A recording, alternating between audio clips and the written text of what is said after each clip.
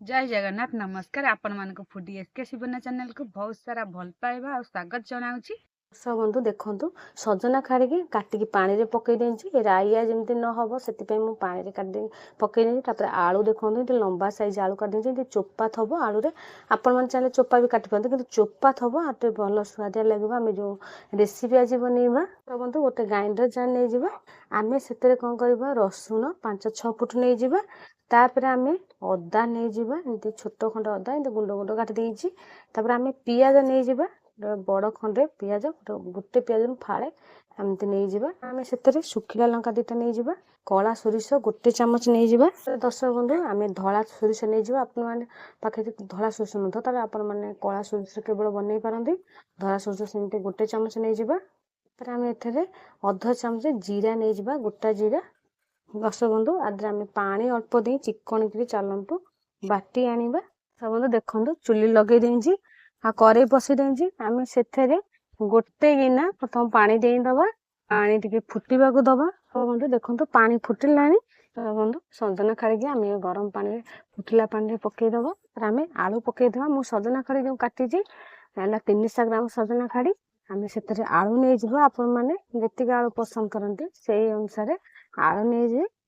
आम से कौन करवा जो मसला ग्राइंडर करते आम मसला पकईदा जो मसलाटा ग्राइंडर करदबा ना से चिकन के बाटा नहीं दरदर जमी बटा हम दरदर ग्राइंडर करदे से भल सुआदिया लगे। आम चिकन की बाटबानी देखु मसला जो पड़गला आम कौन करमती नुआ खंकार पछाटा चलईदबा। देखो से ग्राइंडर अल्प टे पानी दे धोईकी आम मसला पानी की देदबा।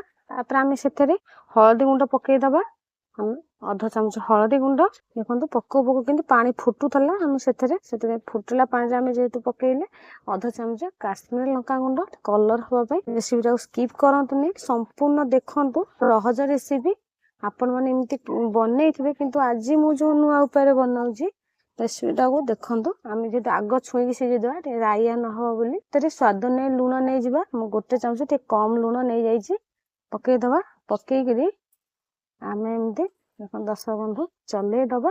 तो देखो सबुतक पड़गला आम जो पानी दबा टिके बुड़ीला पर्यंत पानी दबा देखो फुटवा आरंभ कला आम गोटे कभर आणिकी गोटे आनी घोरई दबा घोरई सार दबा 5 मिनट पर्यंत मधुर मधुर चलई ना जाल टिके प्रथम के जोर दबा जमी छुईटा राइया न हम चलतु गोटे घोड़ना घोरी दबा। दर्शक बंधु देखो 5 मिनट हो गलानी आम घोड़ना काढ़ी देखा आ सब पानी तक सुखी आसला आउ घोरईबानी आदे आम देखा सीझी गलानी कि नुहे आलू भी ये देखो अल्प अल्प सीझब सीझी आसला आ सजना खाड़ी भी सेमती सीझी गलानी।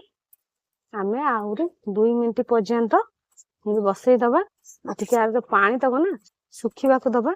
बंधु देखो आ सब पानी तक सुखी गलानी आउ अल्प अल्प पानी अच्छे आदर भी आम सब भी सीझी गलानी छुई आलू सब सीझी गलानी आम कौन कड़ईटा को तलक ओह्लईदबा। बंधु देखो मुझे गोटे कड़ई बसईदेली टे बड़ साइज चटका कड़ई बसवा ना मैंने टावर भी बनई पारती। आम कड़ई कौन करवा कड़ई जो पानी अच्छी से सुखा दबा कड़ईटा धोईकी बसा हो जाए। बंधु देखो कड़ई पानी जो सुखीगला आम से कौन करवा पकईदबा तेल आम सोरिष तेल पकईदबा 2 चामच सोरष तेल आ तेल टे गरम हवा दबा गोटे सुखिला लंका पकईदबा आम सोरिष पकईदबा कला सोरिष आ फुटवा दबा फाड़े प्याज आम पातला आ जो फाड़े प्याज कटा प्याज रखी ये तेल पकईदबा। देखो पियाज को आम हल्का कर भाजवा एत पोड़ पोड़ भाजबानी देखो पियाज जेहतु भाजी हो गला आम से गोटे टमाटो कटा पकईदबा। आपण मैंने एमती न बनइबे तो तेल पकईकी भाजी पारती पियाज ये टमाटो पकईले भल स्वाद लगे खटा खटा लगे। आम टमाटो को आ पियाज को एकाठी भाजी दबा टमाटो टे सीझा दबा किंतु आ गुंड करवा नहीं एमती खंड खंड रही। दर्शक बंधु देखो टमाटो पियाज सब सीझी गला टमाटो देखो खंड खंड है किंतु तेल भी भाजी हो गला आम से कौन करवा जो आम छुई आलू को एमती सीझेकी रखी थे खंडु आ सब पानी भी कमी रहा जमी कड़ईटा आम तलक ओह्लईदेले पानी तक सब टाण नहीं गला आम एति कौन करवा सब पकईदबा आम कड़ई सब सीझी गलानी आम छुई आलू को तेल सब तक एमती पकईदबा। दर्शक बंधु देखो छुई आलू को सब पकई आपको आम एमती चलईदबा। आपण मैंने बिना मसला कषारे केते स्वादिष्ट रेसिपी बनूची छुई आलू रे आपण मान मसला कषिया पड़ोनी सीझे देले मसला से सीझीज ଆମେ ତେଲ ଦେଇକିରି ଆମେ ଏମିତି ପୋଡ ପୋଡକି ଟିକେ ଭାଜିବା, ଟିକେ ଜାଳ ଟିକେ ଜୋର ଦବା ବନ୍ଧୁ।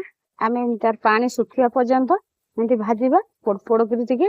ଆପଣ ମାନେ ଏମିତି ବି ଝୁରଝୁରିକି ରଖିପାରନ୍ତି। ପଖାଳ ଭାତ ଗରମ ଭାତରେ ବହୁତ ସୁଆଦିଆ ଲାଗିବ, ଟିକେ ରାଗୁଆ ରାଗୁଆ ହେଇଥିବ।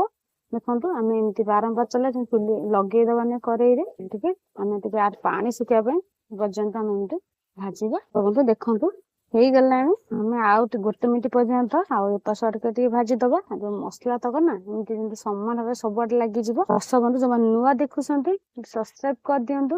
ନୂଆ ଉପାୟରେ ବନାଇଛି ରେସିପିଟା, ପ୍ରଥମରୁ ଶେଷ ପର୍ଯ୍ୟନ୍ତ ଦେଖନ୍ତୁ। ଆଉ କେମିତି ଲାଗିଲା ଗୋଟେ କମେଣ୍ଟ ମାଧ୍ୟମରେ ଜଣେଇବେ। ଆଉ କଣ ଦେଖୁଛନ୍ତି ବି କମେଣ୍ଟ ମାଧ୍ୟମରେ ଜଣେଇବେ। ଦେଖନ୍ତୁ ଆଉ ପୋଡ ପୋଡକିରି ଭାଜି ହେଇଗଲାଣି। ଆଉ ପାଣି ତକ ବି ସବୁ ଶୁଖିଗଲାଣି। ଆଉ ମସଲା ଯୋଉ ତଳେ ଲାଗି ଯାଉଛି, ଆମେ କଣ କରିବା, ସଜନା ଖାଡି ଆଳୁକୁ ପାତ୍ରକୁ ଆମେ ବାହାର କରିଦବା, କରେଇକି ତଳକୁ ଓହ୍ଲେଇ ଦବା। ମୁଁ ନାଁ ଦେଇଛି ମସଲା ଦିଆ ସଜନା ଖାଡି ଆଳୁ ଭଜା। ଏମିତି ବନେଇଲେ ବହୁତ ସ୍ୱାଦିଆ ଲାଗିବ। ଆମେ ଗୋଟେ ପାତ୍ରକୁ ଏମିତି ବାହାର କରିଦବା। ଦେଖନ୍ତୁ ମୁଁ କରେଇକି ତଳକୁ ଓହ୍ଲେଇ ଦେଇଛି। ଆଉ ସବୁ ବି ଗୋଟା ଗୋଟା ଅଛି, ଆଉ କିଛି ବି ଭାଙ୍ଗିନି। ଦେଖନ୍ତୁ ଆଳୁ ବି ଗୋଟା ଗୋଟା ଅଛି, ଆଉ ଛୁଇଁ ବି ଗୋଟା ଗୋଟା ଅଛି, ସବୁ ଗୋଟା ଗୋଟା ଅଛି। ଏମିତି ଆମେ ଗୋଟା ଗୋଟା ରହିଲେ ଭଲ ସୁଆଦିଆ ଲାଗିବ।